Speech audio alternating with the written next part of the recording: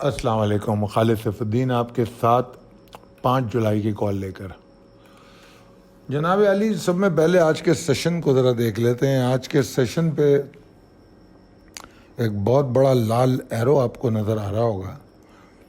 آج میں نے صبح 10 ساڑھے 10 بجے ہی آپ کو ایک لائیو ویڈیو کے ذریعے مارکیٹ سمجھانے کی کوشش کی تھی، اور میں نے آپ کو یہ بھی بتایا تھا اسی ویڈیو میں کہ این ممکن ہے مارکیٹ جو ہے نیگیٹو ہی کلوزنگ ہو جائے اس کی، کیونکہ 41,489 کے نیچے ٹریڈ کر کے پازیٹیو کلوز ہونا مشکل ہو جائے گا۔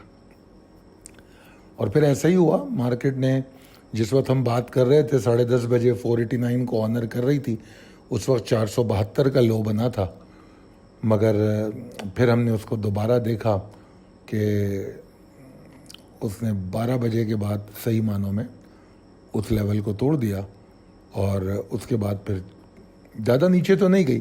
اب زیادہ نیچے کیوں نہیں گئی؟ اس کی وجہ لو والیوم ہے۔ اگر آپ نے ویکینڈ کی کال سنی ہو، پڑھی ہو، تو اس میں آپ کو میں نے یہ بتایا تھا کہ ابھی ریئل سیلنگ تھریڈ نہیں بنا تو کم سے کم ڈپریسو تھریڈ جو ہے والیوم کو نیچے کر دے گا، والیوم کم ہو جائیں گے، لیک لسٹر ہو جائے گی سچویشن۔ تو ایسا ہی ہوا، اور 282 پوائنٹ کا نقصان، 43% والیوم گر گئے، اور میرے خیال میں والیوم بتدریج گر رہے ہیں۔ اگر آپ فورن انویسٹمنٹ پورٹ فولیو کے نمبر دیکھیں تو فورن فنڈز کی صرف $83,000 کی بائنگ ہے، لوکل فنڈز $2.5 lakh کی سیلنگ کر رہا ہے، جبکہ لوکل فنڈ جو ہے وہ 21 لاکھ کی بائنگ کر رہا ہے۔ تو یہ فورن اینڈ لوکل فنڈز کی ایکٹیویٹیز بھی بڑی لمیٹڈ رہیں۔ تو بہرحال اوور آل مارکیٹ جو ہے پورا دن لیک لسٹر کہہ لیں، اس کو ڈپریسو کہہ لیں، اور 282 پوائنٹ کے نقصان کے ساتھ بند ہو گئی۔ پریسائز لیول ٹیبل اپڈیٹ کر دی گئی ہے۔ اگر مجموعی طور پہ دیکھیں تو میرے نقطہ نظر میں کوئی خاص تبدیلی نہیں آئی۔ Possibilities and strategies as per technical chart میں نے یہی کہا ہے کہ آج کی جو کلوزنگ ہے 489 کے نیچے، وہ تھوڑی سی پریشان کن ہے۔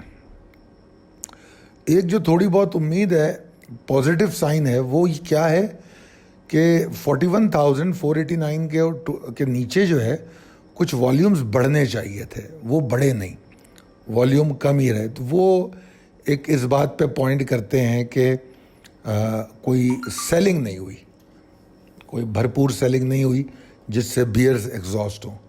تو یہ واحد پازیٹیو سائن ہے جو آج کے سیشن میں تھی، اور میں ابھی بھی یہی سمجھتا ہوں کہ 41,485 کے نیچے، 41,485 کے نیچے مارکیٹ جو ہے ایگزاسشن اس میں برقرار رہے گی، اور پھر اس کے بعد جو سپورٹس ہیں جیسے 41,252 ہے، اس کو توڑے تو تھوڑی سی اور ہو جائے گی، کوئی خاص نہیں ہوگی، تھوڑی سی اور ہو جائے گی۔ 41,136 سے لے کے 41,052 یہ ایریا جو ہے یہ سپورٹ بہت اہم ہوگی۔ اور اگر آپ لوگ پچھلی کالوں میں بھی سنتے آ رہے ہوں تو اس کے نیچے مجھے مارکیٹ میں پریشر نظر آتا ہے،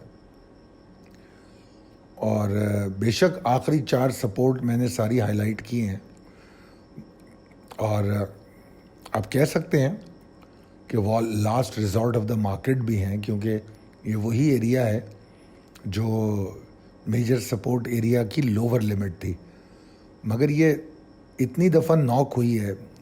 اگر آپ چارٹ پہ دیکھیں تو میرے خیال میں، بلکہ میں آپ کو دیکھ کر بتاتا ہوں کہ پچھلے دنوں میں ہم 2 دفعہ یہاں سے باؤنس لے چکے ہیں۔ ایک بار ہم نے باؤنس لیا 14 جون کو، اور ایک بار ہم نے لیا 24 جون کو۔ تو 2 دفعہ جب ہم یہ سپورٹ سے باؤنس لے چکے ہیں تو تیسری دفعہ باؤنس لینے کے چانسز تھوڑے کم ہو جاتے ہیں، تو اس لیے میرے حساب سے یہ پریشان کن ہے۔